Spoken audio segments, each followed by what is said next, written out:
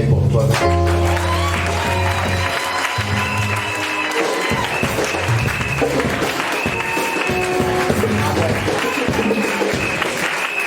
J'ai souvent tendance à dire une chose. Pour qu'un autre soit jaloux de toi, il faut que tu sois jaloux de toi-même.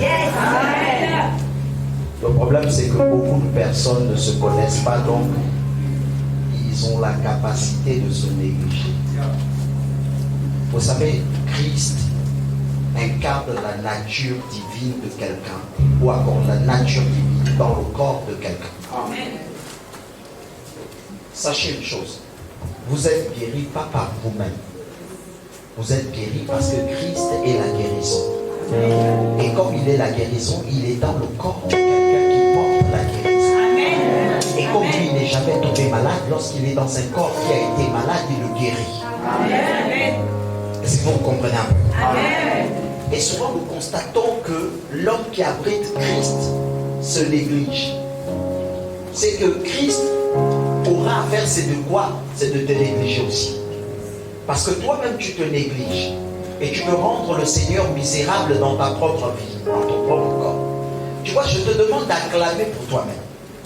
Tellement tu ne connais pas ce que tu incarnes à toi, tu te vois toujours comme une petite personne. Et tu t'acclames comme si tu étais la moindre personne. Or, en acclamant pour toi-même, c'est Christ que tu glorifies en toi. Donc ton acclamation devait être céleste et non terrestre. Tu devais acclamer au-delà, c'est-à-dire je me déplace, je vais hors de ce quartier, puis je t'écoute acclamer. Pourquoi? Parce que tu es une belle personne. Pourquoi? Parce que tu es déjà guéri. Pourquoi? Parce que tu as déjà toutes les solutions en toi. Il suffit de les proclamer, elles vont s'accomplir. Acclame-moi pour toi.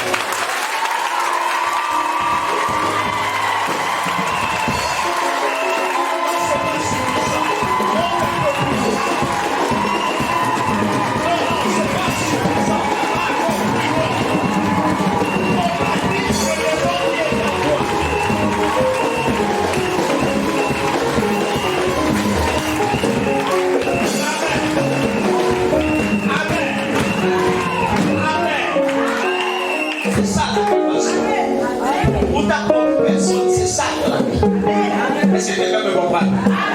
Je vais t'annoncer une vérité. Le petit problème qui t'emmerdait à la maison là, je crois que ça va s'arrêter. Non, je ne suis pas en train de te raconter un conte des faits. Je suis en train de te dire que la petite chose qui t'emmerdait à la maison, ça va s'arrêter. Maman, tu es d'accord avec moi? Ceux qui veulent t'emmerder autour de toi là, ils vont s'arrêter. Ils sont obligés de s'arrêter. Alors tu te lèves et puis tu acclames le Seigneur.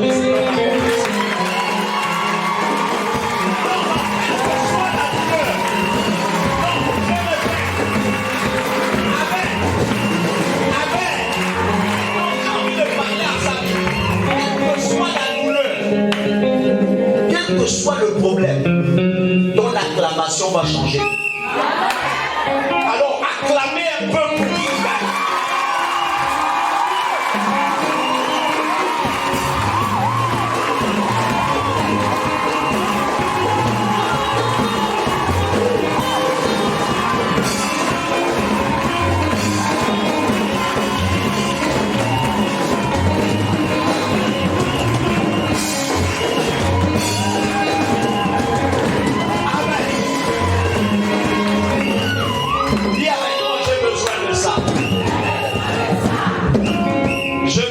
Ça. Ils ont bien fait à vous-même comme ça. C'est quelqu'un qui va proclamer quelque chose pour vous, pour que les grandes choses s'accomplissent. C'est quelqu'un qui me comprend. Et avec moi, j'ai besoin d'une parole forte. J'ai besoin d'une parole vivante. Ce matin, je suis béni. Car je veux recevoir la portion de Dieu par quelqu'un d'autre. Et celui-ci a été mandaté pour me bénir. Acclame le Seigneur.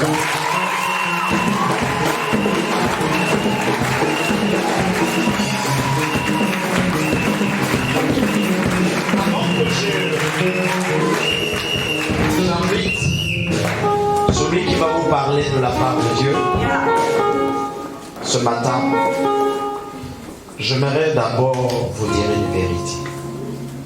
Vous savez, j'aime les gens. J'ai aussi des amis, mais j'ai pas beaucoup de frères. Amen. Amen. Et je ne me connecte pas à n'importe qui. Vous le savez bien. À cause de tout ce qui se passe. Mais quand je me connecte à quelqu'un, je fais en sorte qu'il soit une bénédiction pour ma vie. Je ne me contente pas de la taille, je ne me contente pas de toutes les biographies que les hommes se donnent, je me contente de la plus petite chose, le cœur, l'état du cœur. Je me contente de comment les gens me regardent, comment on me regarde et comment je regarde. Je dis souvent aux gens, les plus grandes relations sont les plus grands partages. Ne pensez pas que vous êtes meilleur, mais vous donnez le meilleur de vous. Amen. Amen. Donc aujourd'hui, celui qui va passer là, c'est quelqu'un que j'aime beaucoup. Amen. Amen. Donc je vous annonce,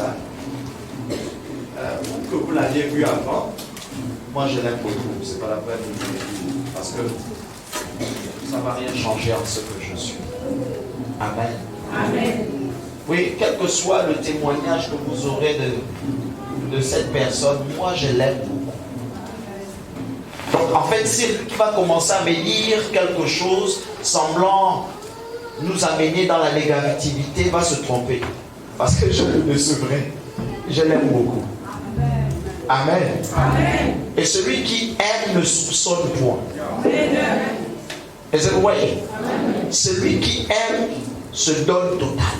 Amen. Je l'aime beaucoup. Amen. Amen. Voilà pourquoi ce matin, avant qu'il ne rentre, je vais dire: mon âme bénit l'Éternel. Et mes deux mains sont levées au ciel. Est-ce qu'on peut le chanter? Ce matin, j'aimerais que tu t'abandonnes et que l'amour que j'ai en moi là pour lui, vous puissiez aussi l'avoir.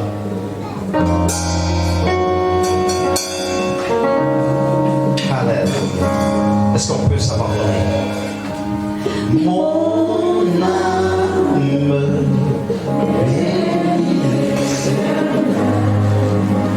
mes mains, mes mains levées au ciel, en signe d'adoration.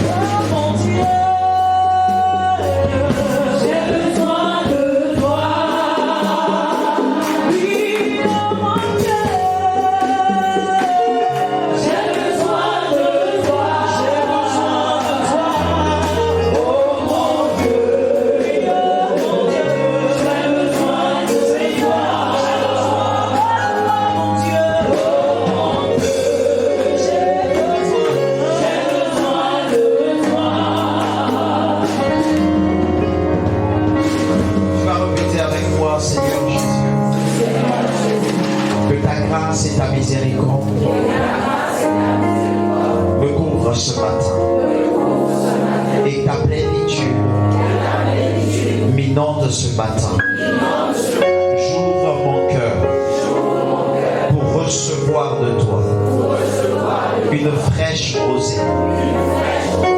Inonde mon cœur et guéris-moi ce matin. Réponds à mes besoins. Solutionne à tout moment. Et le serviteur que tu vas utiliser me fera du bien. Que la gloire, l'honneur te reviennent. Acclame le Seigneur.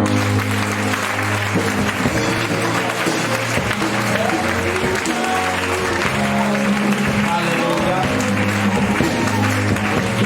Je te dis de suite.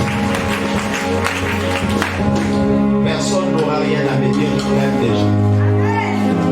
Ce qui manque, c'est que je te dise ça peut-être. Je t'aime déjà. Et lui, je t'aime depuis d'ailleurs. Alléluia. Les gens savent que si on parle selon les jargons, on va dire du moment. Il y a des gens qui peuvent parler de nous, mais je l'aime déjà. Je l'aime, ils n'ont plus rien à dire. Amen. Voilà. C'est pas qu'il fait quelque chose de mauvais, non.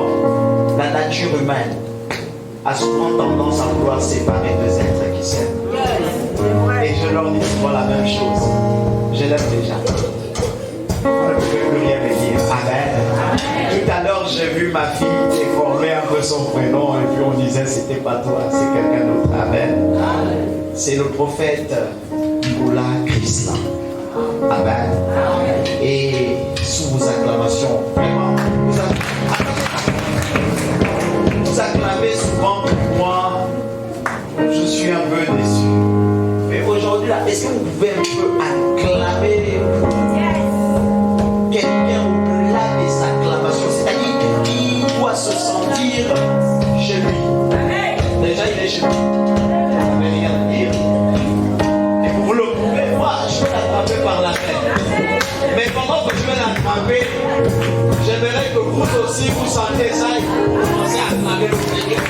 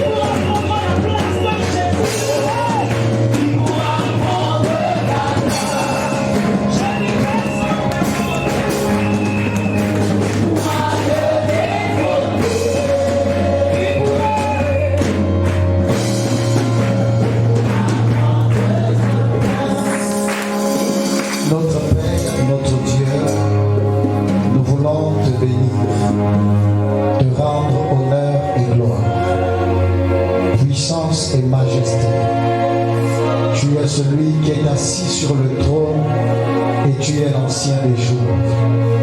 Mon âme te psalmodie parce que la Bible déclare qu'il est beau et doux pour les frères de demeurer ensemble. Nous ne sommes pas ici pour un homme, nous ne sommes pas ici pour une rencontre quelconque, mais nous sommes ici pour rencontrer le roi de gloire.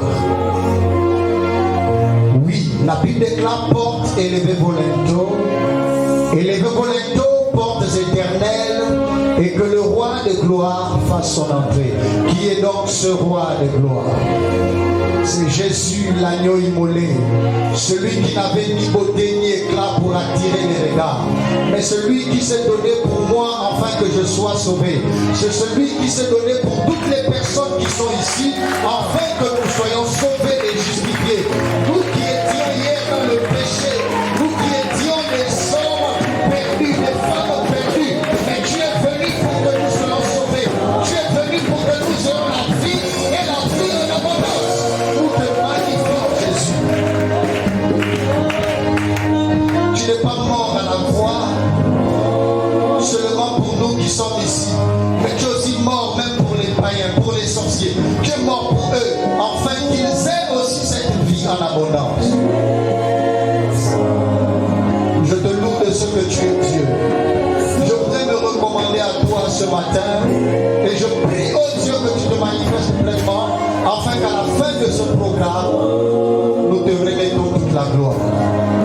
Nous ne voulons rien faire pour donner la gloire à un homme, mais nous voulons donner cette gloire à celui qui nous a appelés, car il est écrit à César ce qui est à César et à Dieu ce qui est à Dieu. Prends le contrôle et nous te promettons qu'à la fin de ce culte, la gloire te reviendra. Au nom de Jésus, Amen.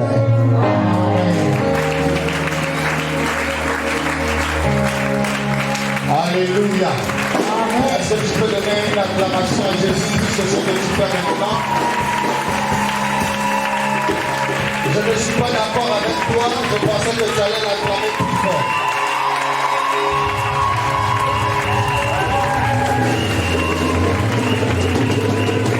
Amen. S'il vous plaît, prêtez-moi votre main, saluez votre voisin, si vous pouvez faire pour 4 voisins, et dites-lui, vous êtes au bon moment et au bon endroit. J'ai envie d'avoir des personnes qui parlent parce qu'une bouche fermée, c'est une destinée fermée.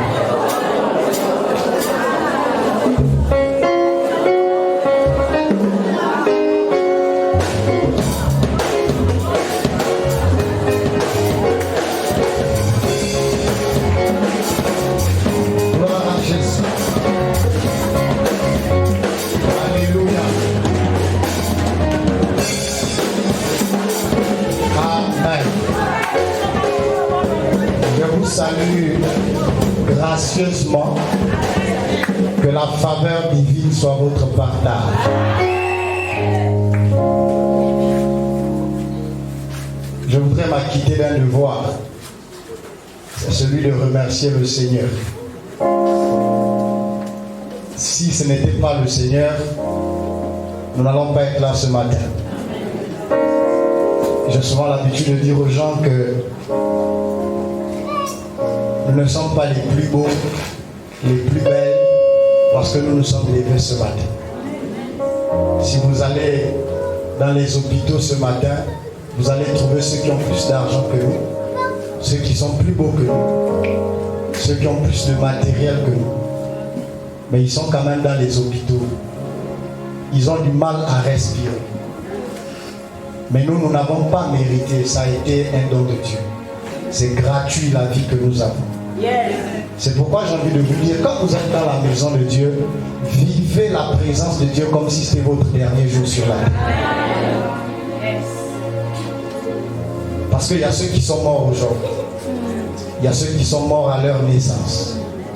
Mais nous, Dieu nous a préservés et il mérite l'honneur. Il mérite tes acclamations, il mérite ton élévation, il mérite ta louange, il mérite que tu lui donnes une action de grâce ce matin. Alléluia. Je voudrais également remercier mon frère. Je sais qu'il n'avait pas besoin de dire qu'il m'aime parce que je le sais depuis. Moi j'ai une habitude de dire aux gens, il y a des rencontres qui changent les destins. Alléluia. Amen. Et si vous marchez avec quelqu'un et que votre vie ne change pas, séparez-vous. Je n'ai pas entendu dans la main. Parce qu'il y a des personnes avec qui vous marchez, au lieu de vous catapulter, ils vous retardent. Et pour reconnaître un véritable ami, ce n'est pas celui qui te dit c'est bon quand c'est bon.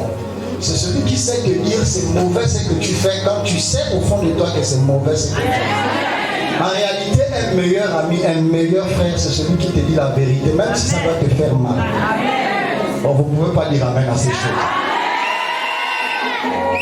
Alléluia. Je n'ai pas besoin de vous le rappeler, c'est un homme merveilleux, vous le savez déjà. C'est un homme bien, c'est un homme au grand cœur. Voilà. Alléluia. Et je sais qu'il vous aime. Je sais aussi que vous aussi vous l'aimez. Il y a des gens qui n'ont pas dit amen. Vous l'aimez, non?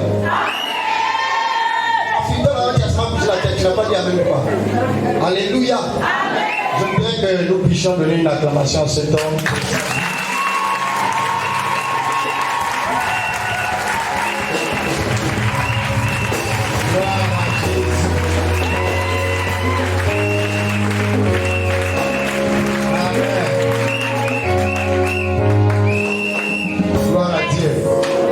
Je ne suis pas venu seul. Amen. Je suis venu avec deux de mes enfants. Amen. Je suis venu avec mon frère Willy. Vous savez, il y a des personnes, quand vous marchez avec eux, vous êtes obligé d'être avec eux. Alléluia. Ça, c'est. Bon, moi, je sais pas, on appelle souvent Dieu l'ancien des jours, mais moi, je l'appelle souvent l'ancien des jours. Amen. Vous savez pourquoi? Parce que dans les hauts et les bas, il a été. Alléluia. Dans les hauts et les bas, il a été là et il est toujours là. Amen. C'est quelqu'un de très exceptionnel. Il m'a rien donné, mais ce qu'il m'a donné plus que l'argent et l'or. Alléluia. Et puis j'ai la sœur Célia, c'est ma fille. Au-delà du fait qu'elle soit ma fille spirituelle, c'est ma fille biologique. Amen. Bon, vous comprendrez plus tard. Hein? Alléluia. Voilà, c'est ma fille biologique. Amen. Bon, celle-là, si vous parlez de moi en sa présence à mal, elle est capable de se battre. Donc, quand vous la voyez là maintenant, vous la savez, la fille de papa Christin. Amen. C'est aussi ici que je suis venu découvrir que mon prénom a changé. Bon, ce n'est pas grave. Alléluia. Alléluia. Voilà, je suis le prophète Christin, pour ceux qui ne me connaissent pas, pour ceux qui sont arrivés hier.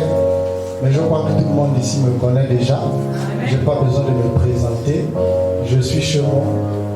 Même si je vois un peu des mines attachées, comme si vous n'avez pas envie de me voir. C'est pas grave. Je sais qu'à la fin de ce qui vous me lancerez des cailloux. Mais bon, aidez-moi quand même à donner une acclamation à Jésus.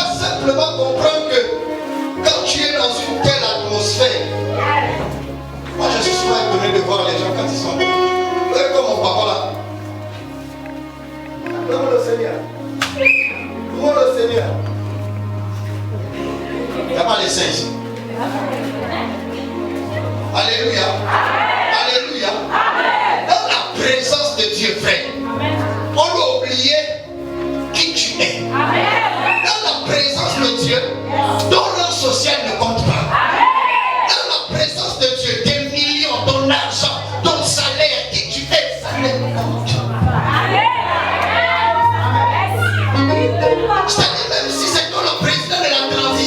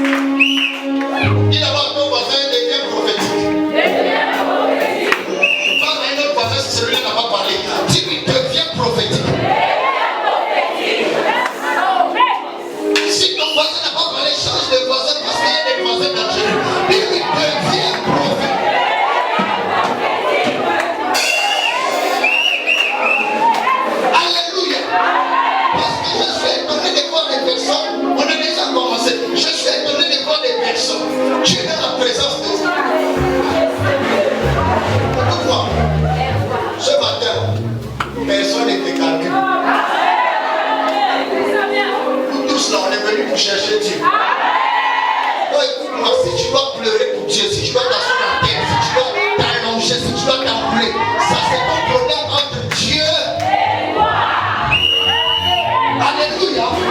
Alléluia. Écoute, tu dois provoquer le ciel quand tu es dans la présence de Dieu.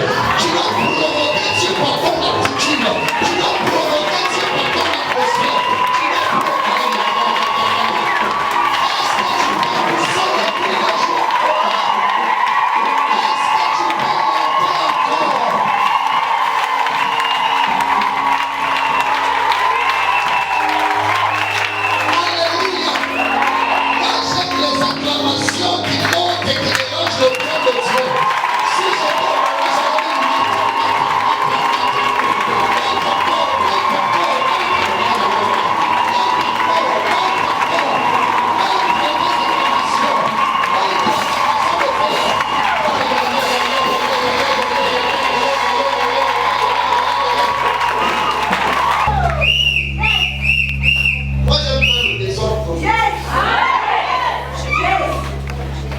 Alléluia. Parce que maintenant, pendant que nous sommes en train de monter là, le Saint-Esprit vient de visiter 4 personnes. Tu te dis, est-ce que c'est bon? Ça va se savoir tout à l'heure. Alléluia. Parce que même par ton acclamation, tu peux être distingué par Dieu. Est-ce que vous savez que l'attitude crée la destinée? Une bouche fermée, c'est une destinée. Alléluia. Alléluia. Et vous allez faire le constat avec moi, c'est que quand vous êtes là, vous ne parlez pas toute la journée, la bouche fermée.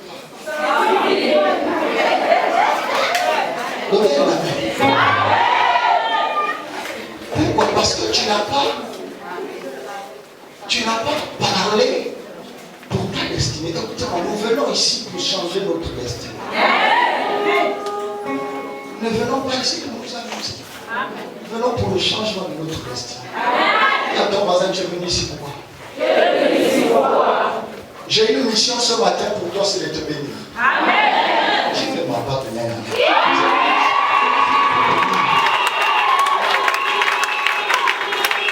Alléluia. La mission que j'ai ce matin, c'est de te bénir. Mais deviens prophétique. Deviens assieds-toi sur ta bénédiction.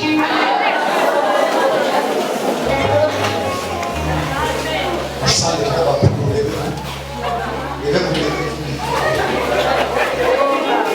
Ça, les frères, va pour vous. Regardez. Vous savez, la Bible déclare que le royaume des cieux, depuis le temps de Jean-Baptiste, est forcé. Mais, conjoncture de coordination qui émet une conséquence. Mais, ce sont des pieds qui s'entendent. En d'autres termes, pour recevoir ce que tu dois avoir, il faut être. Alléluia. Le diable n'écoute qu'un seul langage. C'est la violence. Vous savez, quand tu t'assois même comme ça, tu dois le faire avec. Alléluia. Parce que tout ce que nous faisons est prophétique. L'action que tu peux poser peut provoquer quelque chose. La Bible déclare que la femme à la perte de sang n'a pas voulu voir Jésus. Elle n'a pas voulu toucher Jésus. Mais elle a voulu toucher le pain de sa robe. Quelqu'un me comprend? Elle n'a pas dit je vais aller voir Jésus. Elle a dit je veux seulement toucher le pain de sa robe. Or, vous vous souvenez dans l'histoire de David et Saül. La Bible déclare que lorsque David a coupé le pan du manteau de Saül, la Bible déclare que son esprit a tressailli. Ça veut dire que dans le manteau de Jésus, il y avait la personne de Jésus. Donc ça veut dire que si elle touchait seulement le pan de sa robe, c'est que c'est Jésus qu'elle a touché. Alléluia. Alléluia. Assieds-toi sur ta bénédiction.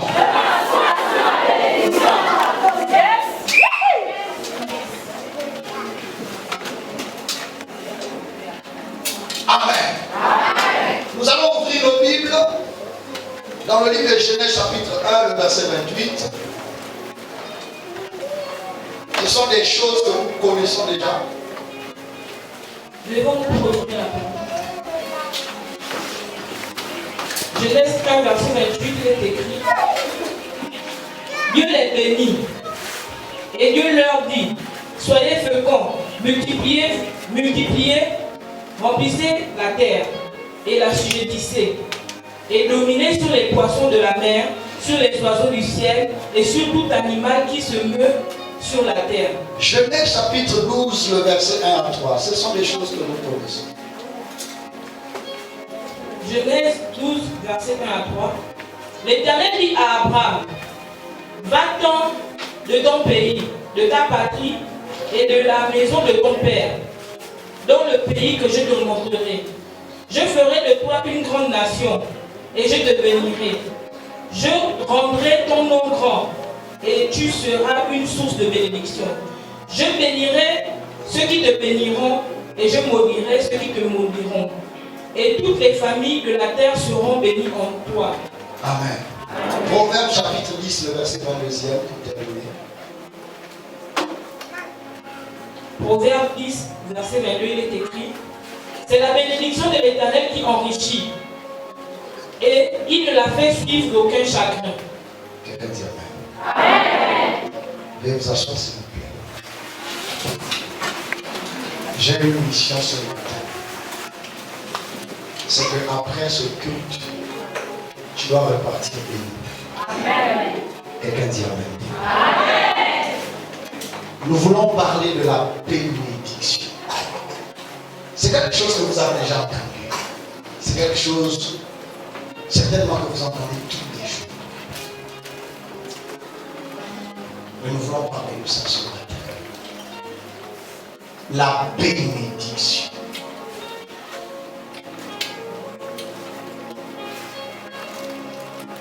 La bénédiction, littéralement, est scindée en deux mots latins. Bénédiction. Béné qui veut dire bien, qui veut dire bonne, c'est ce mot. Et diction qui veut dire parole.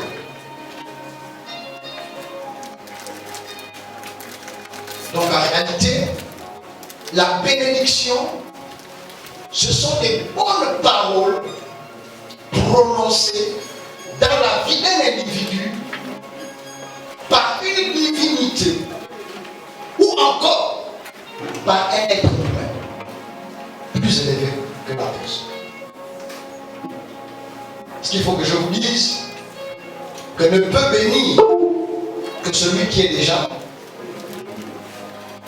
Vous êtes avec moi? Amen. Ne peut bénir que celui qui est déjà.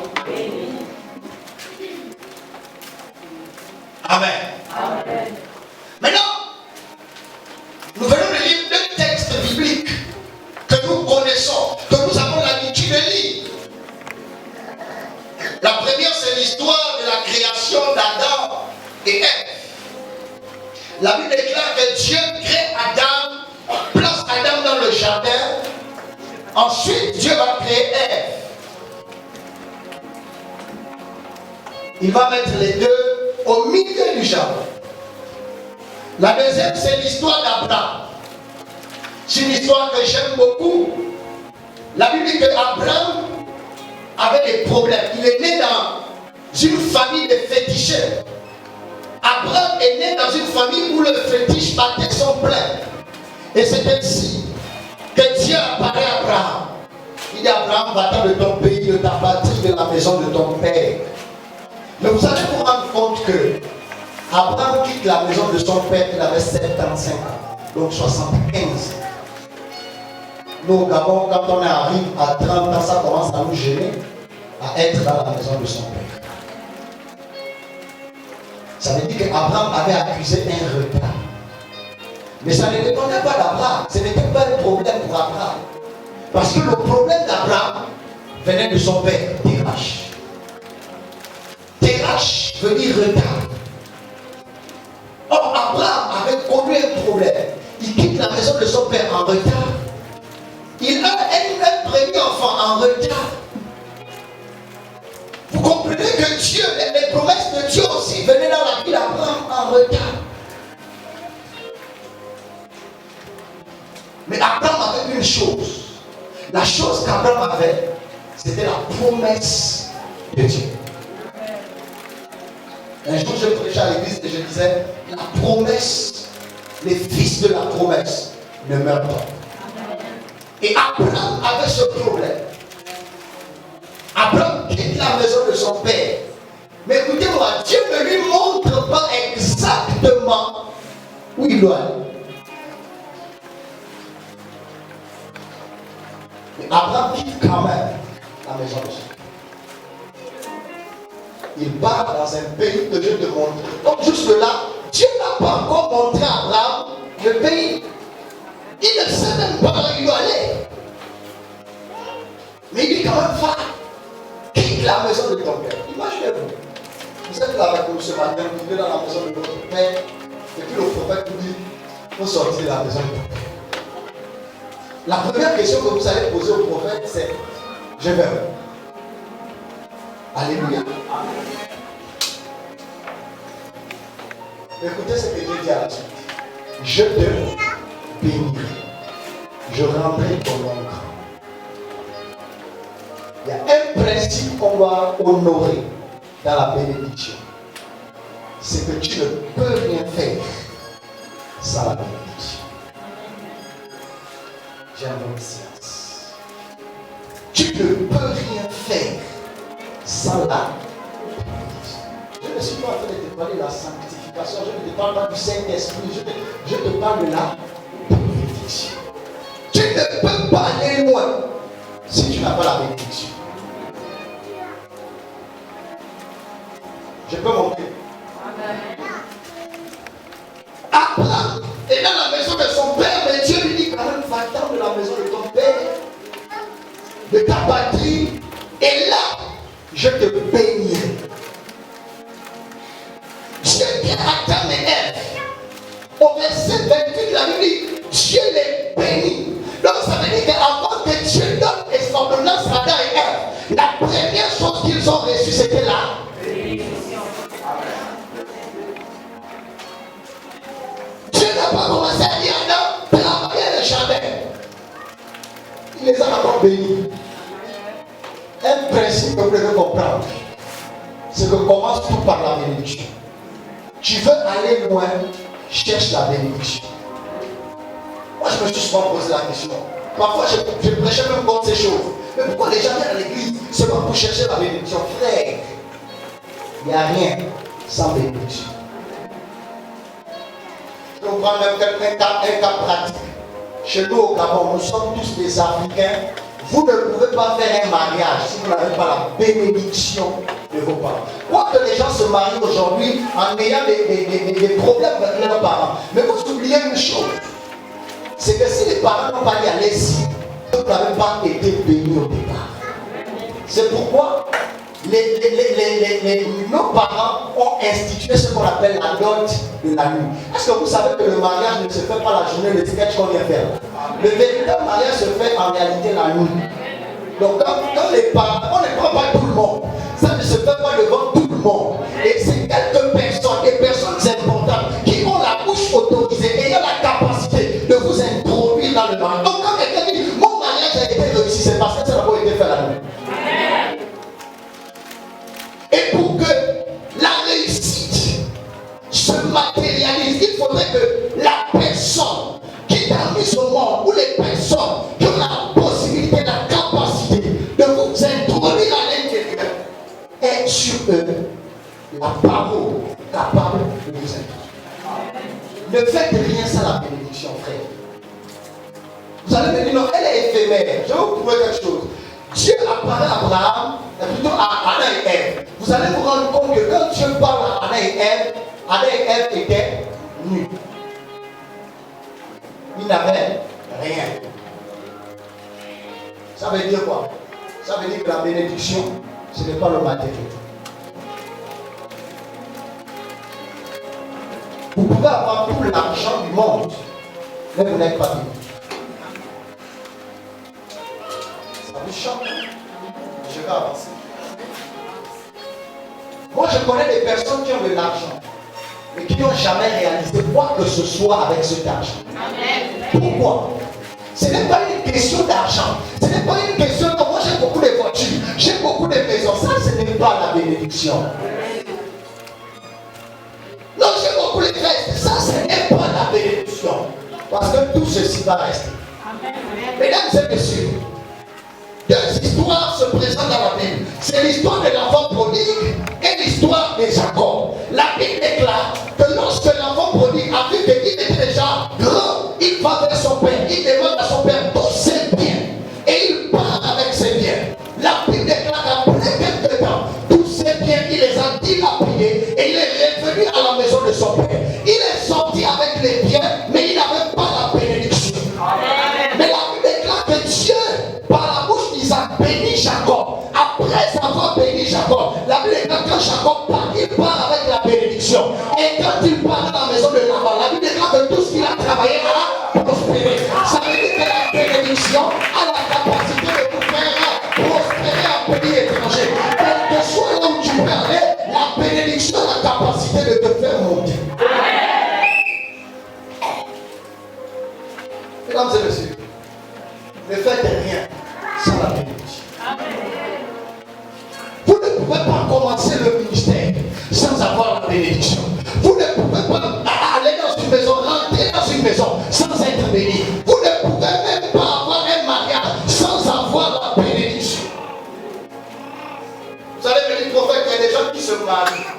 Parce que le mariage n'est pas une affaire de miracle. Tout le monde est censé se marier. C'est pourquoi nous qui prions pour demander le mariage à Dieu, vous perdez votre temps. Parce que les païens se marient à ce qu'ils prient. Alléluia. Amen. Il y a des païens qui se marient, ils ne prient pas, ils ne vont pas à l'église. Il y a des païens qui ont des maisons. Mais ce n'est pas ça la bénédiction. L'enfant prodigue part avec les biens, mais sans la bénédiction. Jacob sort de la maison de son père. Il a la bénédiction sur lui. Mais il n'a pas de bien. Mais la Bible déclare, au jour où il est arrivé chez Laban, pendant qu'il travaillait les brebis de Laban, tout ce qu'il faisait prospérait. Au moment où, lorsqu'il voulait épouser Rachel, la Bible déclare que Laban lui a piégé de telle sorte qu'il a pu épouser Rachel, il a épousé Léa. Et quand il travaille pour épouser Rachel pendant 14 ans, la Bible déclare que Laban va lui donner des brebis laides. Ça veut dire des brebis qui n'ont pas de valeur. Mais ce que Laban ne savait pas, c'est que sur la tête, je ne suis pas en train de vous parler de l'onction, je vous parle de la bénédiction. Sur la tête de Jacob, il y avait ce qu'on appelait la bénédiction. Ça veut dire que même si on lui donnait une terre aride, il allait réussir. Parce que ce qui était sur lui, il avait la possibilité d'aller, même si c'était sec, même s'il n'y avait rien, là où il devait aller, il devait réussir.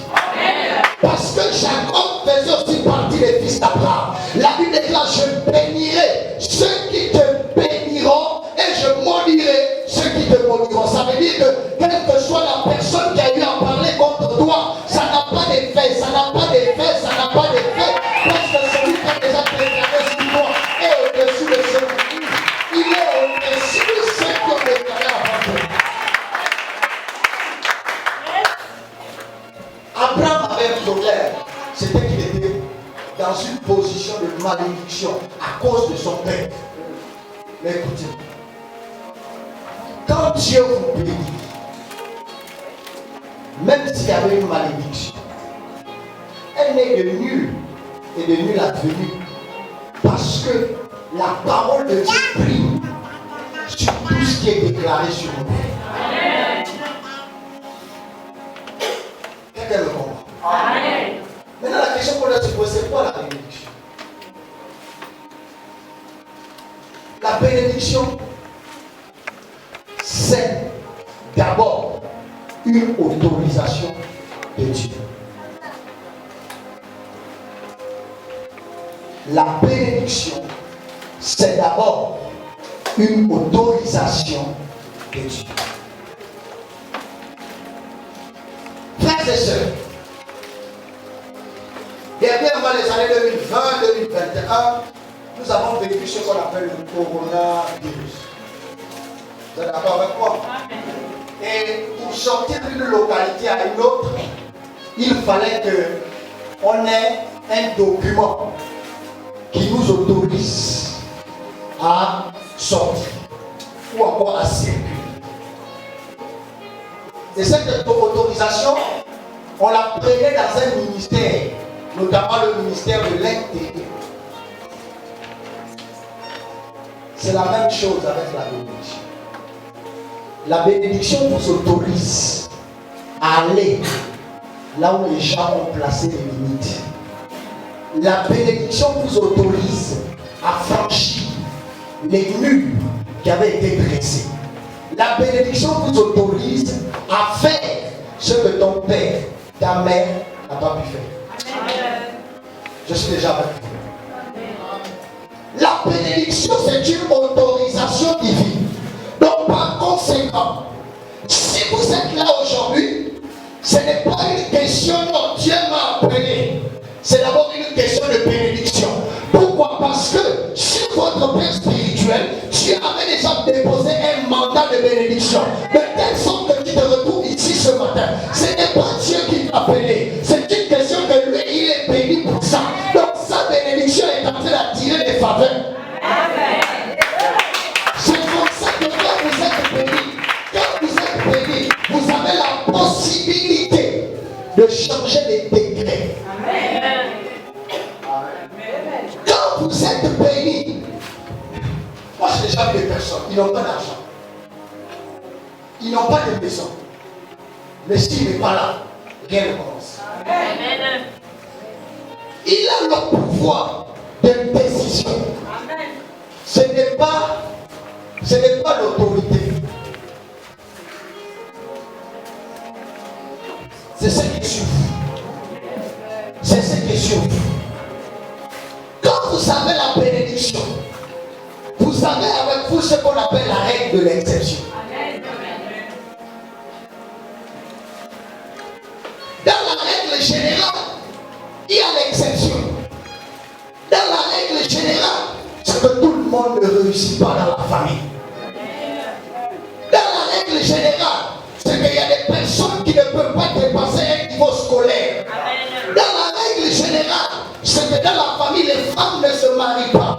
Dans la famille, les hommes ne se marient pas. Ça, c'est la règle générale. Mais quand vous rencontrez une personne qui a la capacité de déclarer des paroles sur vous, il a aussi la capacité de changer la règle générale à la règle d'exception. Je suis venu vous raconter ce matin que le Dieu de grâce fera en sorte que la règle générale de ta famille soit changée par la règle d'exception. Parce que tu n'es pas n'importe qui, tu es une personne qui a reçu la bénédiction de Dieu. C'est pourquoi la Bible dit, je bénirai ceux qui te béniront et je bénirai ceux qui te maudiront. Donnez-moi des amens. La règle générale peut vous amener à dire, mais dans notre famille ici, le prophète peut vous déclarer même une prophétie. Vous êtes dans une règle générale, quelqu'un peut même vous dire quelque chose aujourd'hui. Vous allez toujours avoir l'écoute. Vous allez dire, on dirait, ce n'est pas moi. Le prophète peut-être s'est trompé. Frère. Est-ce que vous savez qu'il y a des gens, comme je vois le prophète, je peux dire, papa, vous êtes béni. Mais lui-même, quand il se regarde, il dit, est-ce que c'est vrai? Pourquoi? Parce que nous, on limite la bénédiction à l'argent. On limite la bénédiction au bien matériel. Écoutez-moi, apprenez à influencer votre alentour. Apprenez à influencer ceux qui sont autour de vous. Apprenez. Ce n'est pas une question d'argent, c'est une question de vision. Parce que si vous n'avez pas de vision, que vous êtes béni, vous allez toujours penser qu'il n'y a que le pasteur qui doit vous bénir. Il n'y a que le pasteur qui doit prier pour vous. Non! Commence toi-même à comprendre que tu es une personne bénie.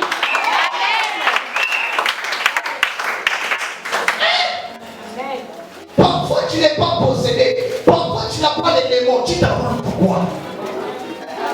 Pose ton cœur. Alléluia.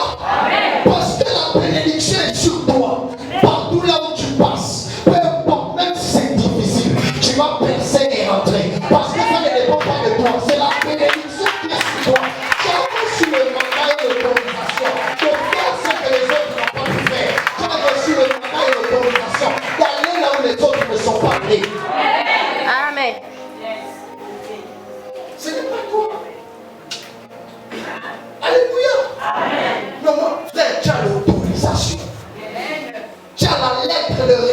l'implantation. C'est d'aller là où les autres ne sont pas allés. Regarde même ta famille qui n'a pas réussi. Je suis venu dire, tu es béni pour réussir. Je suis venu dire, tu es béni pour réussir.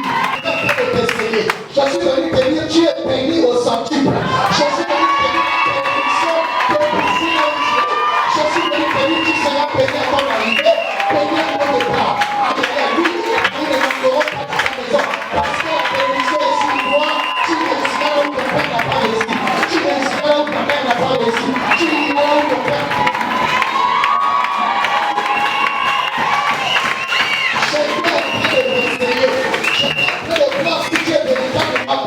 Parce que les gens qui sont bénis ont la capacité de bouger pour leur bénédiction. Donc tu bouges ta bénédiction aussi.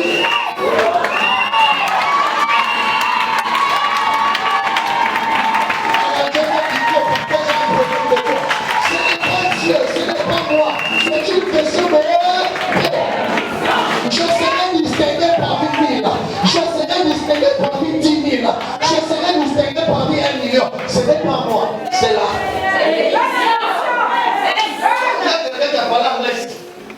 On dit bénédiction comment on l'enlève? Merci. Maintenant, si on donne, si on donne l'exemple, alléluia. Ce n'est pas moi. Ce n'est pas moi.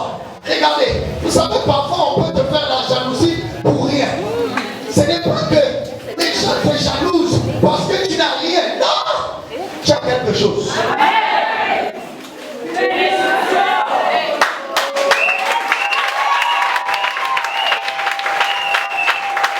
C'est là. Alors je vais essayer, tu es béni. Si vous êtes béni, tous sont bénis. Je vais essayer avec vous, tu es béni.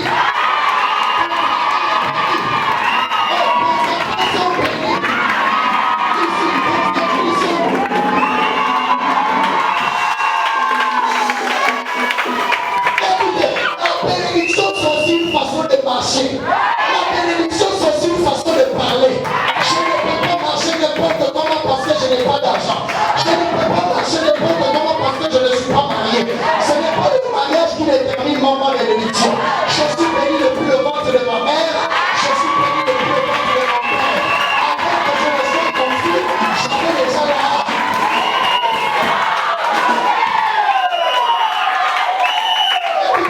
Dieu vous a autorisé à être béni avant même que vous ne naissiez. Donc ce n'est pas une question, non. Parce que je ne suis pas marié, je commence à m'apitoyer sur mon sort. Frère, le mariage n'est pas la fin d'une chose. Le mariage n'est pas la fin en soi. Ce n'est pas le fait d'être marié qui fait de toi un homme béni. Parce que je peux même vous démontrer qu'il y a des personnes qui sont mariées avec qui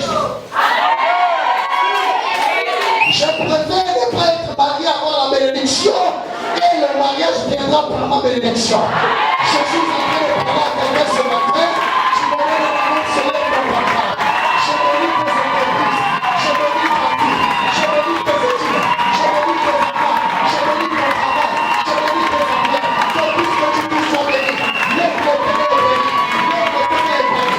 Tu me donnes la main. Ça ne dépend pas de moi.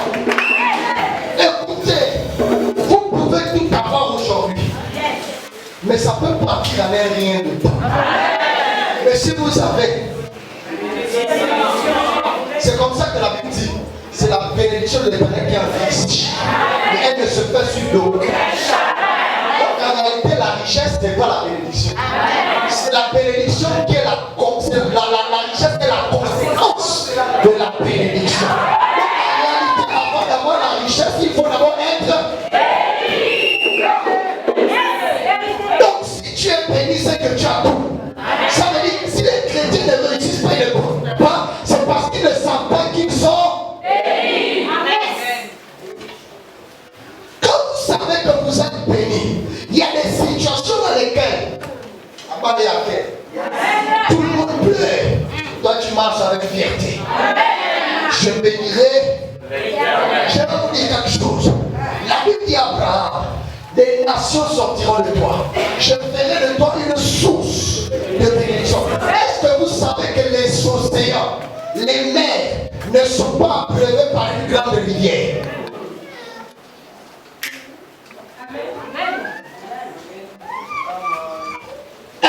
vous savez que les océans qui sont grands tirent leur source dans une petite.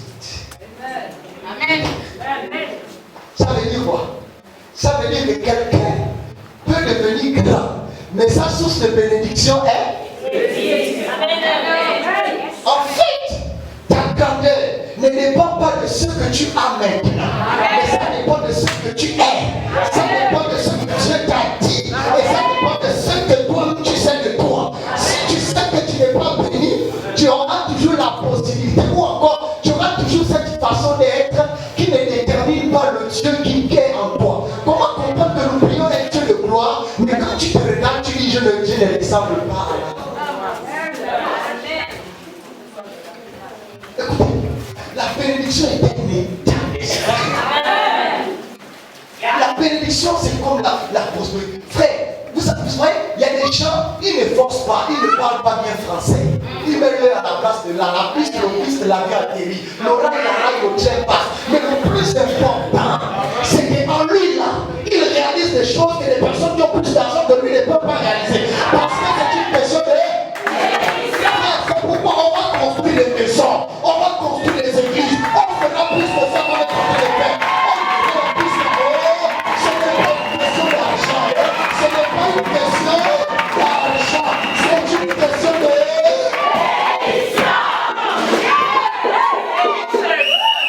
Je connais les hommes de Dieu, 20 ans de ministère, 30 ans de ministère, 40 ans de ministère. Il parle en fonction de son expérience. La bénédiction n'est pas une question d'expérience. La bénédiction, c'est aujourd'hui, je fais et Dieu m'accompagne à le faire. Je vais réussir parce que ça ne vient pas de moi.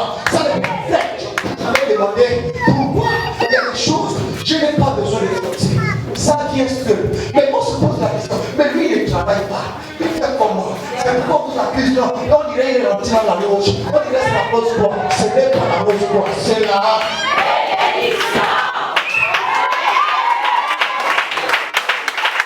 Parce que tu as d'abord reçu l'autorisation. Quelqu'un peut avoir beaucoup d'argent, mais il n'est pas autorisé à construire. Il n'est pas autorisé à voyager. Il n'est pas autorisé à aller loin. Je suis venu déclarer comme prophète à ça aussi longtemps que Dieu t'a appelé à être béni.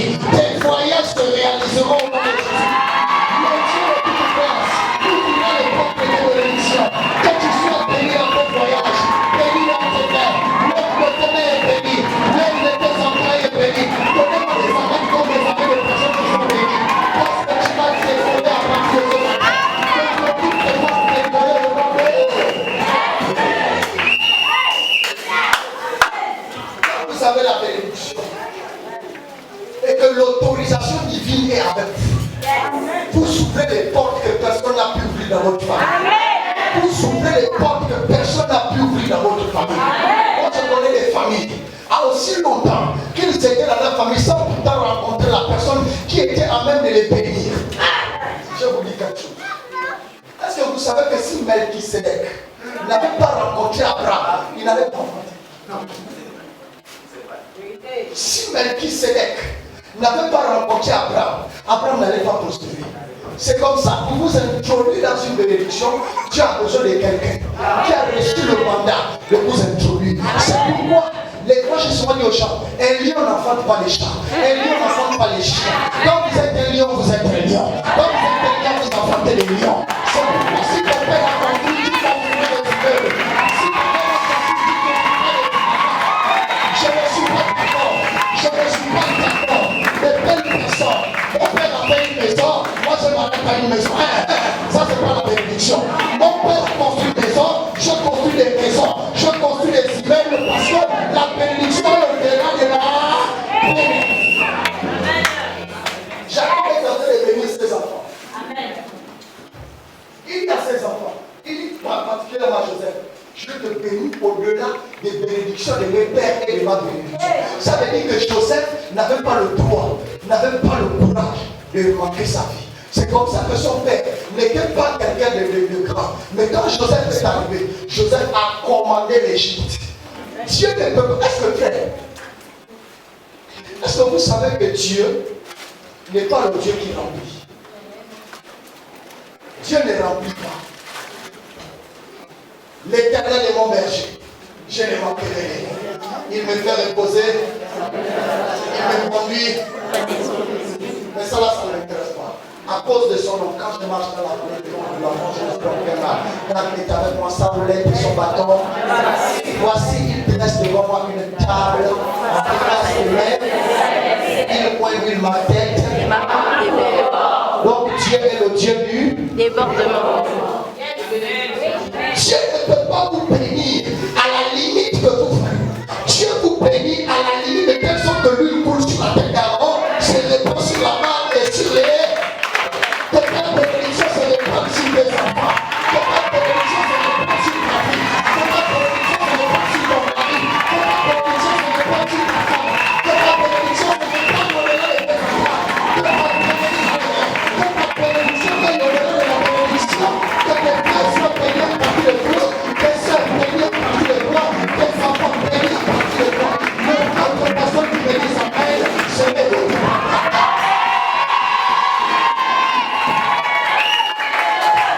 La bénédiction est une autorisation. Écoutez-moi, ne faites rien dans votre vie si vous n'êtes pas autorisé. C'est comme ça que vous voyez, il y a des personnes qui peuvent être là. Il n'y a rien dans ça. Vous voyez comment ça vous monte. Frère, c'est l'onction. C'est pas l'onction. L'onction est tellement. L'onction est là pour briser le jour. Mais la bénédiction est là pour t'amener loin. La bénédiction te propulse. La bénédiction a la capacité d'aller quelque part où on a dit on ne te reçoit pas. On écrit on ne reçoit pas. Mais toi tu as. Parce que tu as l'autorisation. Tu n'as pas besoin de passer par la secrétaire. C'est lui-même le chef qui passe. Il te regarde seulement. Il te dit suivant. Écoutez-moi. La bénédiction a la capacité d'arrêter le roi. Et de dire. La bénédiction a la capacité de faire arrêter des personnes qui n'étaient pas sur ton chemin. Mais parce qu'il t'a seulement dit. La bénédiction a la capacité. Ils sont là. Ils sont en train de passer. Ils ne sont pas destinés pour toi. Mais, lisez l'histoire de la veuve de Naïm. La Bible déclare que son fils était mort. Jésus passant par là. Parce que ce n'était pas encore son jour. Le cortège des morts s'est arrêté. Parce que le temps du fils de la veuve de Naïm n'était pas encore arrivé. C'est comme ça que Jésus passant, il s'arrête et il dit Amen. Tant que vous n'êtes pas encore débordé de bénédiction, votre robinet ne s'arrête pas de couler. Amen. Dieu va faire en sorte qu'en cette saison, il y ait un débordement. Je connais des personnes. Il y a une récession économique dans le pays. Mais la personne réussit malgré la récession économique. Ce n'est pas une question de... C'est une question de... Tout le monde est en récession économique. Il n'y a plus rien. Les activités sont à la baisse. On licencie tout le monde. Mais toi, on ne te touche pas. Parce que sur toi. Parce que si tu parles de la boîte fait. Je vais vous raconter une histoire. J'étais dans une église avant que le Seigneur me donne une vision. Je travaillais avec un homme de Dieu. Pendant que je travaillais avec cet homme de Dieu, il a commencé à faire des problèmes. Moi, il y a une chose que je ne discute pas, c'est la chair. Je ne discute pas la parole. Je ne discute pas les prédications. Parce que je connais là où Dieu m'a pris. Je connais ce que Dieu m'a dit. Donc, s'il m'enlève là, c'est que si je veux une autre place, je veux forcément réussir. L'homme de Dieu a commencé à m'accuser de tout et de tout. Au point où, vous savez, l'église n'est pas une question d'argent. L'église, ce n'est pas l'argent. Il a commencé à m'accuser. Et puis un matin, pour moi, il est monté. Je lui ai dit, Yako, prends ton église. Si c'est ton église, prends. Je n'ai plus besoin. Il m'a dit, non, tiens, non, plus. Je dis, moi, je connais là où tu m'as pris. Après, il a commencé à me parler. Là où tu iras, est-ce que tu es sûr que tu vas réussir? Je lui ai dit, l'Éternel est mon berger, je ne manquerai. On a payé les chaises, frère. J'ai travaillé comme un malade. Mais à la fin, ça la personne me pose. Tu prends quoi avant de partir? Je dis, moi je n'ai pas besoin de quelque chose pour aller réussir là où je pars. Parce que ma réussite ne dépend pas de ce que je vais faire ici. Je lui ai dit, je laisse tout. On a payé ça pour l'église. Il croyait que je blaguais. Il croyait que je... Bien aimé dans le Seigneur, lorsque l'Éternel a pris la voix des morts, il dispose favorablement à son égard, même si Dieu peut permettre que quelqu'un te chasse, mais tu ne sais pas ce qui attend devant. Pour lui, j'allais échouer. Mais pour Dieu, il savait que la réussite est sur mon chemin. C'est comme ça que si tu ne te sépares pas, il y a des bénédictions qui ne peuvent pas te toucher. C'est comme ça qu'on a des relations qu'on force, des mariages qu'on force, mais alors que ce n'est pas Dieu qui est là. Quand je suis sorti de là, j'ai commencé à vivre, travailler. Ça ne ressemblait à rien. À un moment, je me suis fatigué. Je me suis dit, non, ça c'est, on dirait Dieu est là-bas. Un jour, il me parle de la bénédiction. Il me dit, je t'avais déjà béni. Mais pour que ton vase déborde, tu dois être à côté. Abraham, Dieu dit de partir, mais il prend avec lui Lot. Mais arrivé à un moment donné, Dieu lui demande encore de se séparer de Lot va prendre un pays qui est déjà travaillé. Abraham va prendre un pays aride. Pourquoi? La bénédiction a la capacité de changer tout ce qui est aride à ce qui fleurit. Qu'il en soit ici pour toi. Je savais que j'allais donner la main ici. Qu'il en soit ici pour tes enfants.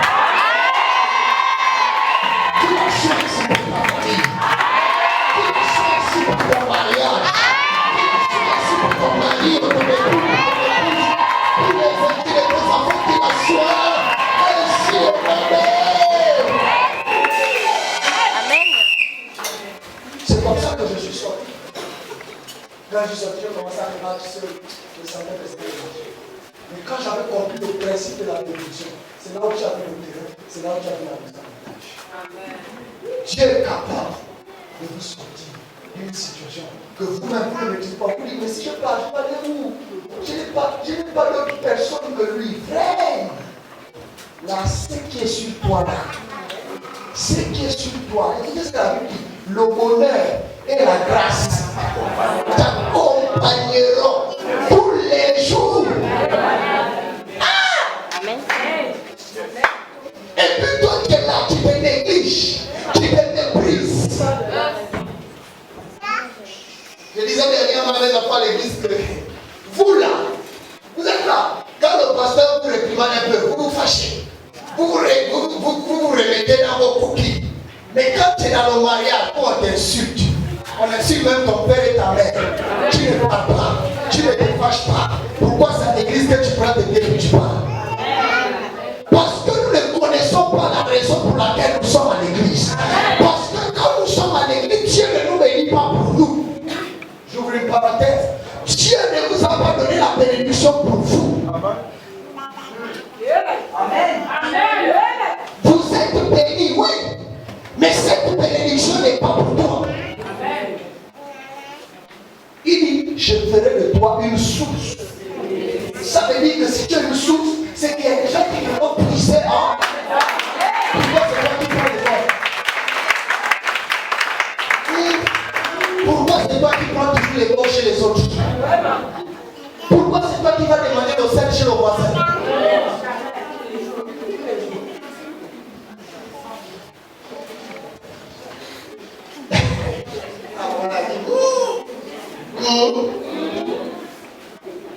Je ferai de toi une source.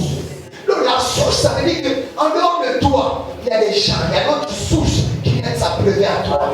Donc ça veut dire que la bénédiction n'est pas une question d'argent. La deuxième chose que vous devez retenir, c'est que la bénédiction est une atmosphère. C'est comme ça que Joseph arrive dans la maison de Potiphar. Tout ce qu'il touchait prospérait. Ça veut dire que si Joseph n'était pas allé dans la maison de Potiphar, ça n'allait pas. Est-ce que vous savez que si Joseph n'était pas allé en Égypte étant comme esclave, l'Égypte n'allait pas évoluer? Donc ça veut dire que la bénédiction de l'Égypte attendait Joseph. C'est comme ça que la Bible le monde attendait que la réussite, la révélation des fils de Dieu.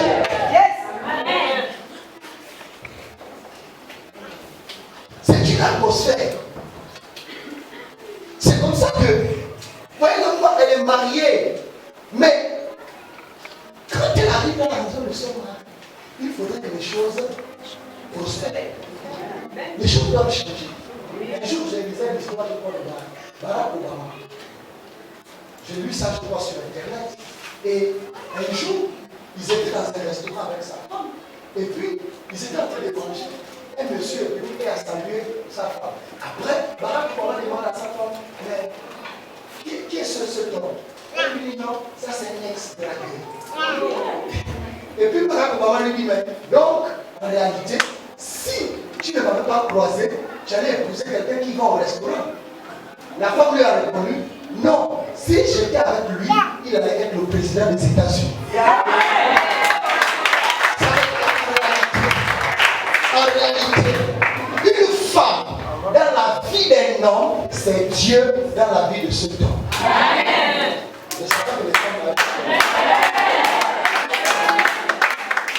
Dites-moi, une femme dans la vie d'un homme, je ne parle pas d'une copine, je ne parle pas d'une petite amie, une bonne amie, je parle d'une femme dans la vie d'un homme, c'est Dieu dans la vie de cet homme. Donc en réalité, une femme dont la maison ne prospère pas est une femme maudite. Parce qu'en réalité, l'atmosphère de la femme peut prospérer la maison. Qu'elle ne travaille pas, la maison prospère. Parce que c'est une question d'atmosphère.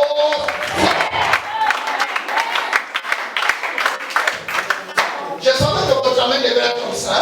Parce que si vous êtes dans l'atmosphère, Joseph arrive dans la maison de Potiphar. La maison commence à prospérer. Écoutez, quand Dieu vous amène à accomplir une mission, il suscite les ennemis pour vous chasser.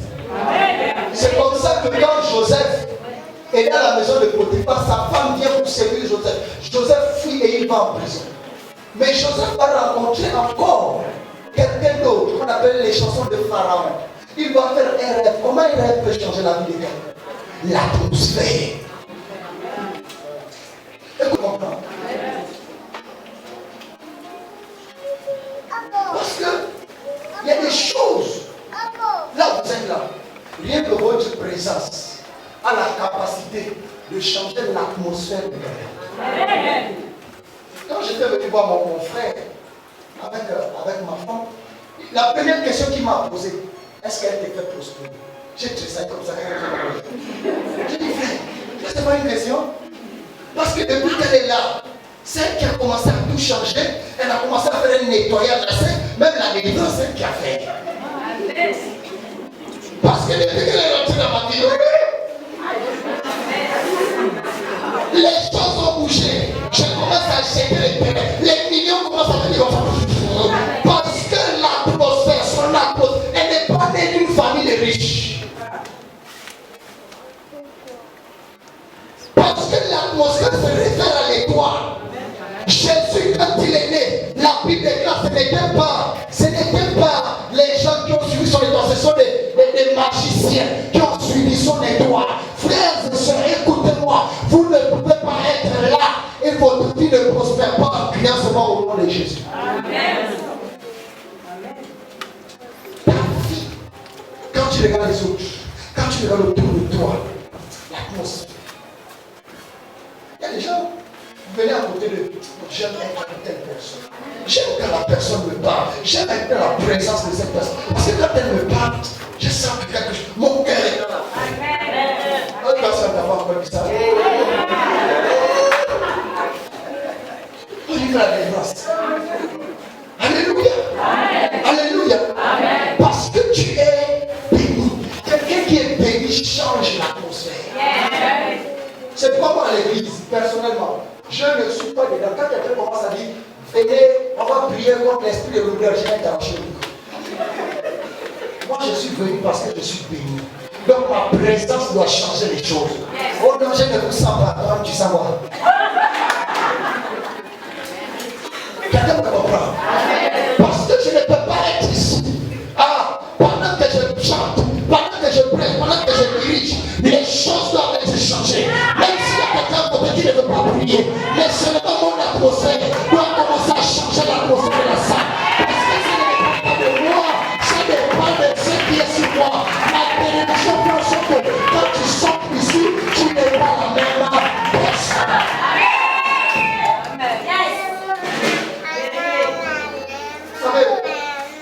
Vous savez que les gens suivent Dieu à cause de nous-mêmes. Parce que nous-mêmes, on a du mal à valoriser le Dieu que nous prions. Et tous les jours, Seigneur, bénis-moi, tu veux quelle bénédiction, ma soeur, tu veux quelle bénédiction. Tu es béni depuis. La bénédiction est en toi, c'est là avec toi, ça marche avec toi, ça dort avec toi.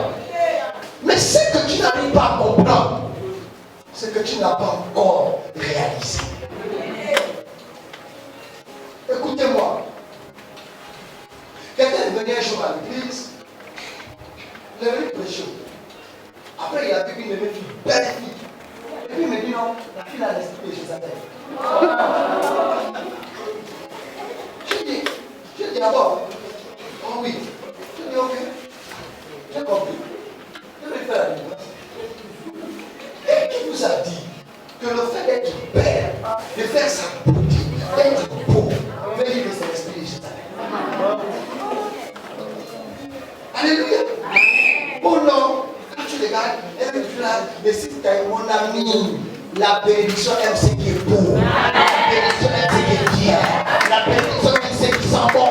La bénédiction aime ce qui fait bon. La bénédiction aime ce qui fait bien. La bénédiction pour moi de tout le diable, ce qui appartient à Dieu.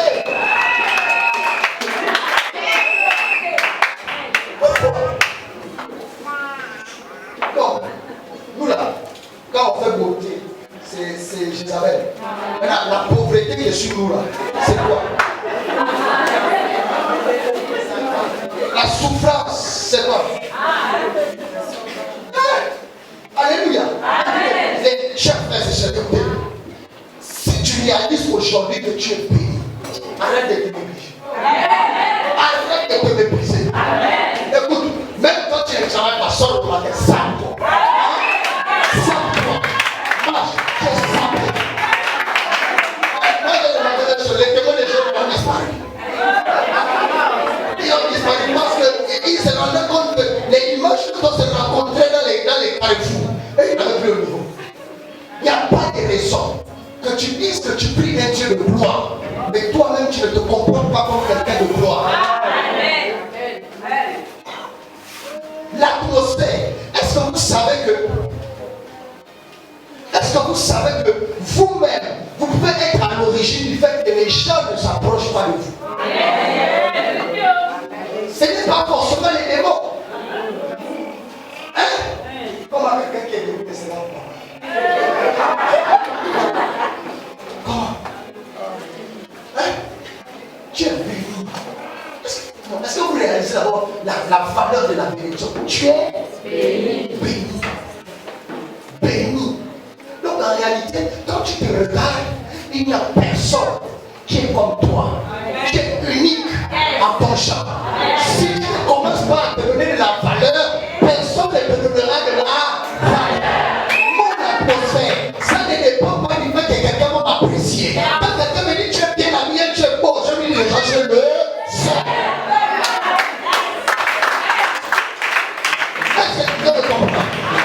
Tu es béni. Ta bénédiction là, ça ne vient pas d'un homme, ça ne vient pas d'une femme, mais ça vient de l'Éternel. Donc ton atmosphère doit être nettoyée et emballée de telle sorte que quand tu passes,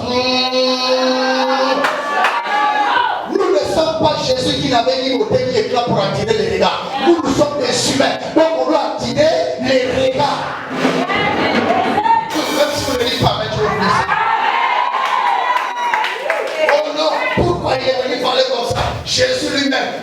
beauté ni langage des pauvres. Jésus n'avait ni beauté ni éclat pour attirer les regards. Frère, c'est Jésus là qui voit le cœur. Nous les hommes, on voit l'apparence. Ton apparence, moi quand je pensais dans le Seigneur, je n'aimais pas manger chez les gens. Je vous dis la vérité, je n'aimais pas manger chez les gens. Amen. Et on disait souvent qu'il est orgueilleux. Non. Parce que moi, je suis multiculturel. Je regarde les choses de plus près. Quand j'arrive chez toi, moi je regarde tout. Oh non, papa, je regarde juste les champs. Peut-être que la vie n'est pas ça. Moi je rentre jusque là les champs. Je rentre. Quelqu'un me comprend? Maintenant, quand on va commencer à déclarer, recevez la faveur. Si je te dis là, si tu vas dire là, je vais te dire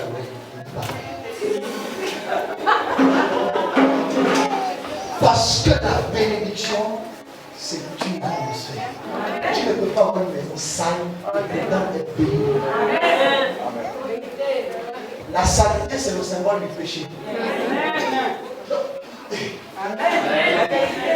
Il ne veut plus que je pêche.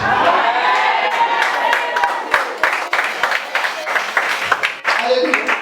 La saleté, c'est le symbole du péché. Écoutez, chers frères et sœurs. Tout à l'heure, on était en train de parler des églises, une église quelque part. Et pendant que je le regardais, j'avais la chair. Et moi, j'ai compris une chose. C'est nous-mêmes qui n'influençons pas nos églises. C'est nous-mêmes. C'est nous. Bien aimé dans le Seigneur. L'atmosphère de la bénédiction, ça ne dépend pas de quelqu'un qui va te dire. C'est toi-même qui prends la décision. Quelqu'un me comprend? Quelqu'un me comprend? La saleté et la bénédiction, ça ne va pas de pair. Regardez quand la vague vient de la plage, quand ça frappe, de l'eau, ça vient et de l'eau et la saleté. Mais quand ça va de part, la saleté reste. Si quelqu'un est en Christ, il est une nouvelle créature. Quand nous parlons de nouvelles créatures, ce n'est pas seulement la conversion. La nouvelle créature, c'est aussi l'atmosphère. Quelqu'un, ce n'est pas ici. Ce n'est pas ici qu'on va d'abord dire non. Est-ce que vous savez que nous-mêmes, parfois, on vient là, on prie, on chasse les démons. Mais le démon te regarde et te dit pardon. Tout le monde, sauf toi. Pourquoi?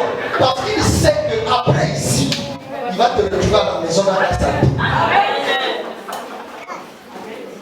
Et c'est comme ça que moi je dis souvent à certaines femmes, beaucoup de vos maris fuient leur maison, pas parce que vous n'êtes pas belle, mais parce que votre mari est là. Non, venez, permettez-moi.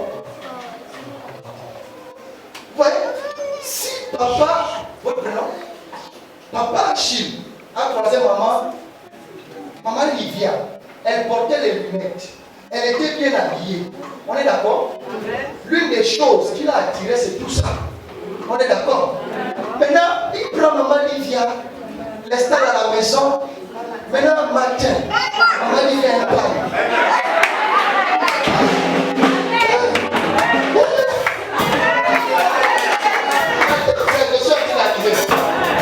Il part au travail, il a laissé maman Livia avec nous. Il revient à 15h30 de fonctionnaire, 17h pour les gens qui sont retrouvés. C'est toujours le même. Elle a mis de la nourriture sur la table. Après, vous savez qu'elle a écaillé le poisson, elle a fait le poulet, les habitudes des Gabonais, elle finit de faire le poulet dessus les mains sur le mais, ne sachant pas, dans l'instant, il va remarquer une fois, deux fois, trois fois. Ça va commencer à créer un délit. Donc la femme que j'avais rencontrée, ce n'est pas celle-là. C'est comme ça que nous on fait goûter. Et c'est...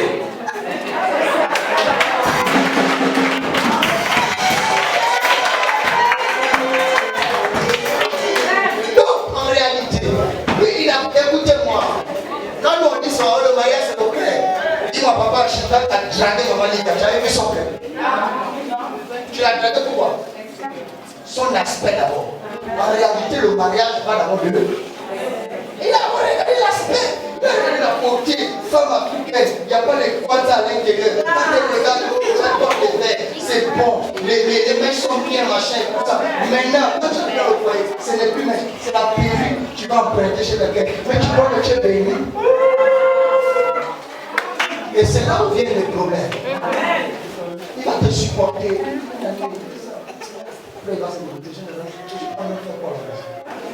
Ton atmosphère commence à être. Ton atmosphère doit pouvoir l'amener à être dans la joie.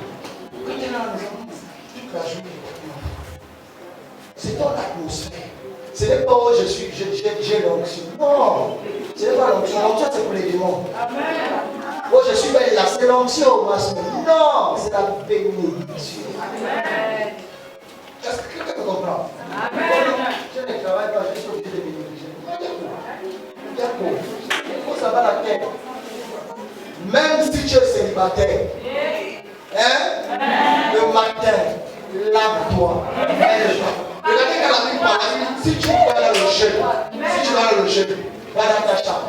Mais il parfume. Ça veut dire que l'atmosphère va de pair avec la bonne odeur.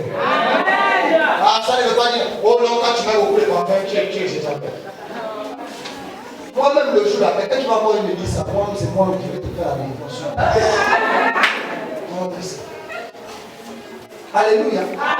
Il faudrait que ton atmosphère soit capable d'attirer. La bénédiction, c'est comme les vagues de la mer. Ça prend ce qui est bon et ça laisse partir ce qui est. Et c'est comme ça que beaucoup de personnes parfois viennent fatiguer les hommes de Dieu. Papa, je ne comprends pas dans ma vie. Les hommes viennent, ils partent. Ils viennent, ils partent.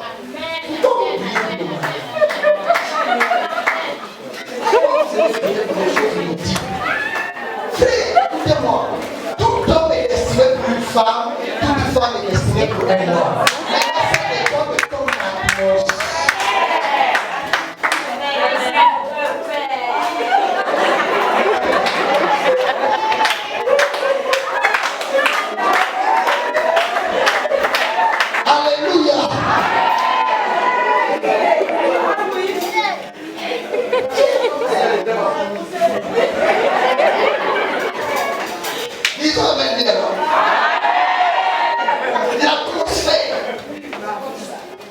L'atmosphère va parler en toi. Il y a des choses comme tu es là, on doit te chercher. C'est-à-dire, on te cherche. Papa tel n'est pas venu, papa Achille n'est pas venu.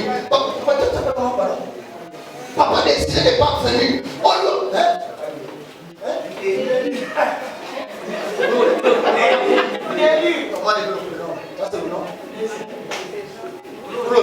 Papa Claude n'est pas venu. On doit être. En fait, on doit ressentir sa présence. Pourquoi? Parce que quand la personne n'est pas là, on a l'impression qu'on ne se sent pas. Je vais vous donner un secret. Tout le monde ne vient pas à l'église pour seulement venir louer, adorer. Il y a des gens qui viennent ici parce qu'ils aiment voir le prophète. Il y a des gens qui viennent ici parce qu'ils aiment voir une chante.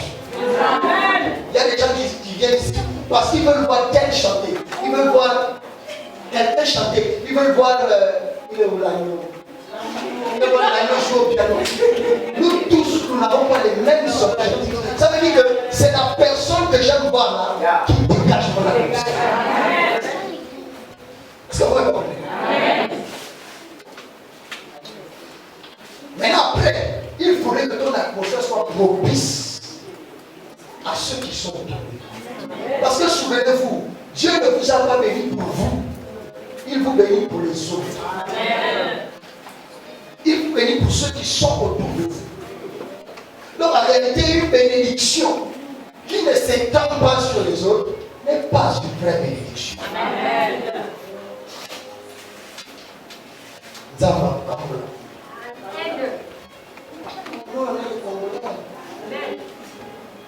Que Dieu vous bénisse. Je prie que dans les années qui viennent, vous n'arrivez plus à être dans cette salle et que Dieu vous propulse dans une salle de près de 2000, 3000, 4000, 5000 personnes et que cela soit votre portion au nom de Jésus-Christ. Vous voyez ça, ce sont les points qui se sont levés. Parce que il se lève pour la sauver parce qu'ils savent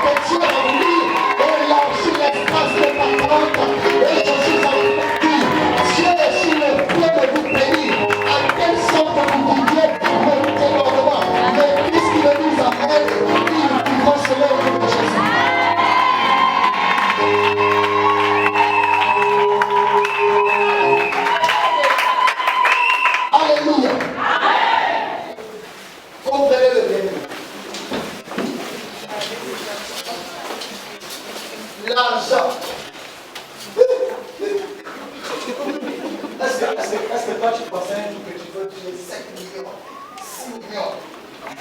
Mais en tout cas, Dieu avait déjà prédestiné ça dans ta destinée. Dieu avait déjà positionné ça dans ta destinée. Pendant que l'autre pensait non, tu vas t'arrêter là. Mais Dieu te dit, et tu vas au fur et à mesure que tu avances, tu as l'impression que ce que tu fais devient petit. C'est ça la vérité. Au fur et à mesure que tu avances, tu te sens saturé. Tu sais que la maison dans laquelle je suis là, ça me plaît. Ce n'est plus à mon niveau. Je n'ai pas l'orgueil.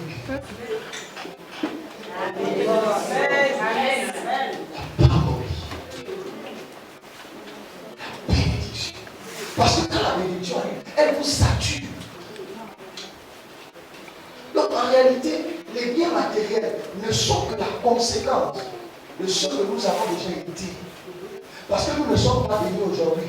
Nous avons été bénis hier, aujourd'hui et jusqu'au futur. Alors notre bénédiction ne s'arrête pas seulement. C'est pourquoi la Bible dit, il faudrait que le jour de ton départ, les gens se mettent à parler. Alléluia. Alléluia. Frères et sœurs, arrêtons d'être les frères de Marie et Magdala. Soyons des chrétiens pratiques. Je suis béni. La bénédiction, ça se ressent sur moi. Sur nous. Alléluia. Moi, je n'ai jamais pensé un jour que je pouvais me retrouver où je suis aujourd'hui. Jamais. Je n'ai jamais vu. Mais quand Dieu vous a déjà positionné sur une trajectoire, il est le Dieu qui accomplit ce que sa bouche dit. Mais je ne voyais pas les représailles. Je disais, ça c'est quelle bénédiction. Je prie, mais tu regardes la maison, on vit. On dirait la pauvreté, c'est seulement nous que ça avait choisi. Tu vois, quand il y a des chaises bien collées comme ça, et puis on enlève une chaise, et c'est la seule chaise qui devient.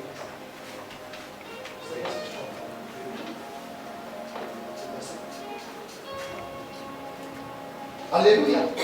Donc si Abraham n'était pas allé à Morija, son nom n'allait pas changer. Écoutez-moi frère, il y a des choses, si vous n'étiez pas arrivé à vision du bâtisseur, il y a des choses qui n'allaient pas marcher. Quelqu'un me comprend? Votre atmosphère, en fait, l'atmosphère de la vision du bâtisseur, quand vous êtes dans la vision du bâtisseur, vous vous sentez en paix. Amen. Vous vous sentez bien. Amen. Vous vous sentez à l'aise. Amen. Ça veut dire que c'est ta place. Amen. Toi, ton voisin, ta place est là. Ta place est là. Il y a un voisin qui ne voit pas. Il y a un autre voisin, ta place est là. Ta place est là.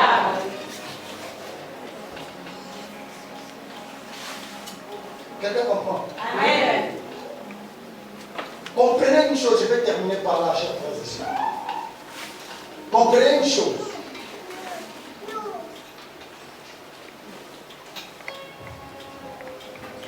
Voyez votre Père, il est la source de votre bénédiction.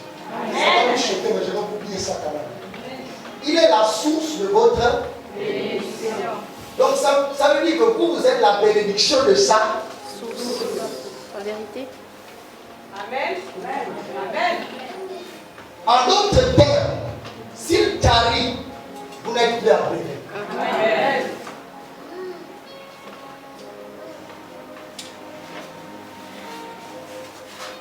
Vous pouvez venir s'il vous plaît? Venez.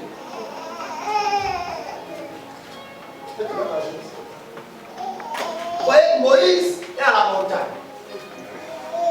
À chaque fois que Moïse prie, et que les mains de Moïse sont levées, Israël est dans la victoire. Quand Moïse baisse les mains, Israël est dans la défaite. Amen. Je vous illustre quelque chose. Je sais que vous avez déjà vu ça quelque part. Mais il va arriver un moment où Moïse va prendre deux pierres. Il va poser sous ces mains-là. De telle sorte que les pierres arrivent à soutenir Moïse. Mais il va se rendre compte à un moment donné que les pierres vont commencer à faire mal. Il va enlever les pierres. Il va prendre deux de ses enfants qu'on appelle Aaron et pendant que Moïse, venez, papa, venez. Pour que lorsque Moïse prie, ces mains restent aussi longtemps que ces mains seront levées. Israël avait la victoire. Donc ça veut dire que la prière de Moïse ne dépendait plus seulement de Moïse, mais ça dépendait aussi de Aaron et. Donc ça veut dire que si Aaron et Hur se fatiguent, Moïse aussi se fatigue. Si vous vous fatiguez, lui aussi va se fatiguer. Je suis en train de terminer mon message. Levez bien les mains. Alléluia.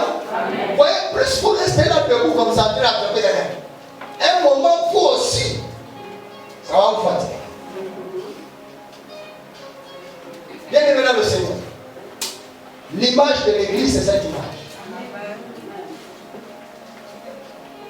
On ne reconnaît pas une grande église par la capacité de l'onction de l'homme de Dieu. On ne reconnaît pas une hyper-église par la capacité de l'homme de Dieu à prêcher ou à prophétiser. On reconnaît une grande église par la capacité de ses fidèles. Amen. Parce que s'il n'y a pas fidèle, il n'y a pas église. Amen. Vous me comprenez? Amen. Donc en réalité, il faudrait que vous soyez le support de l'homme de Dieu. C'est un message que je donne partout là où je vais. Parce qu'aujourd'hui, nos églises, les enfants deviennent des suceurs d'onction et non des soutiens de l'homme de Dieu. Amen. Je ne dis pas que c'est le cas pour vous, mais je suis déjà en train de vous prévenir. Parce qu'il y a un vent qui est en train d'arriver, de telle sorte qu'il y aura tellement de monde ici, et il faudrait que vous ayez la tête entre les épaules. Amen. Et que vous soyez ces Aaron et Hur qui arrivent à supporter. Vous voyez, pendant que vous aussi vous avez mal, lui il a mal au genou. Tu sens ça, non? C'est le ciment. Alléluia. Amen. Donc il faudrait que vous soyez là pour soutenir l'homme de Dieu.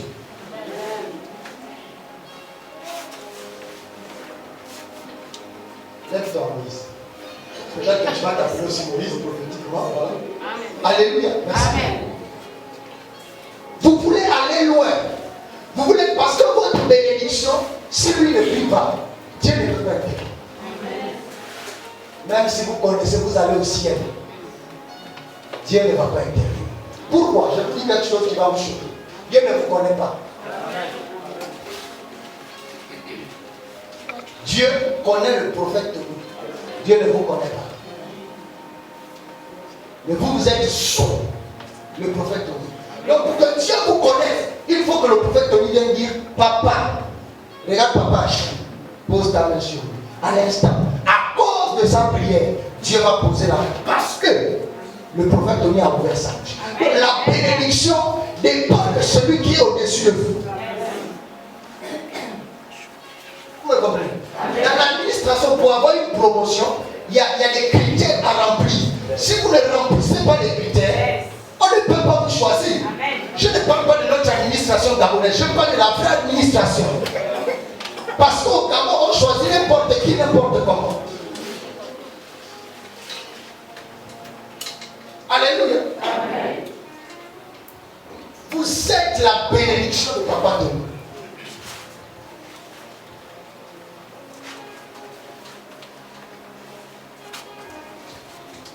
Est-ce que vous savez, si son cœur s'attriste, ça se ressent sur toutes les vies. Amen. Amen.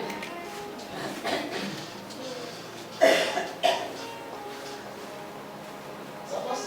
Amen. Devenez des bénédictions et devenez des sources de bénédictions.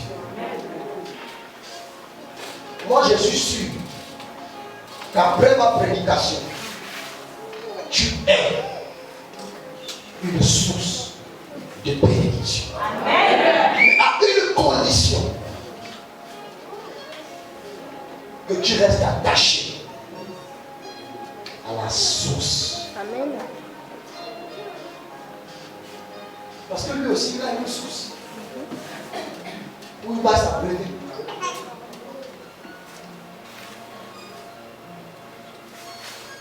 Quelqu'un dit Amen. Amen.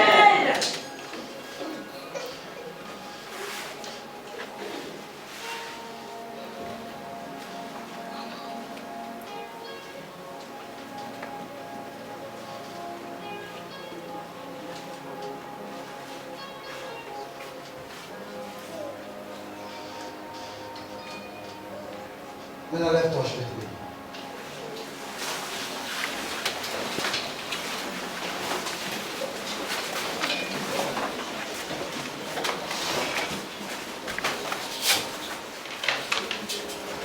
Nous allons parler de la bénédiction. Que tu deviennes une source de bénédiction. Que tu sois la source de bénédiction. Deviens cette source. Deviens cette source. Je voudrais que tu commences à élever ta voix et que tu commences à dire à Dieu, Seigneur, fais de moi la source de bénédiction pour ma famille, pour mes enfants. Au nom de Jésus, élève ta voix et commence à prier. Je vais entendre l'église prier, s'il vous plaît.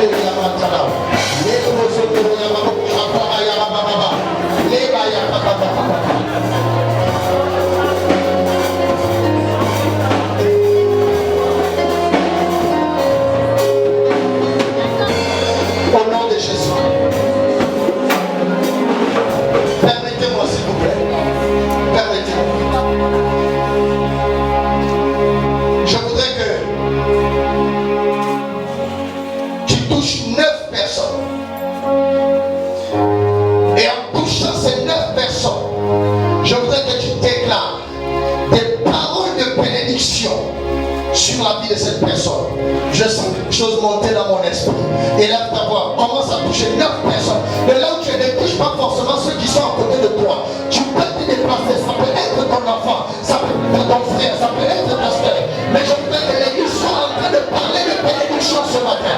Bénédiction, aïe aïe aïe aïe aïe.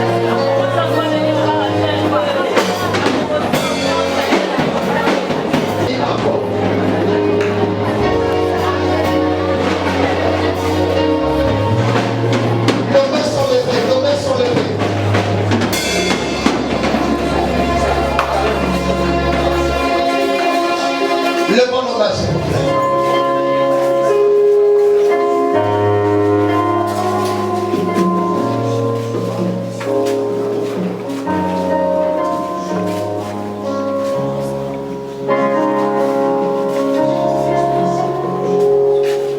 Alors que je suis en train de déclarer ces choses,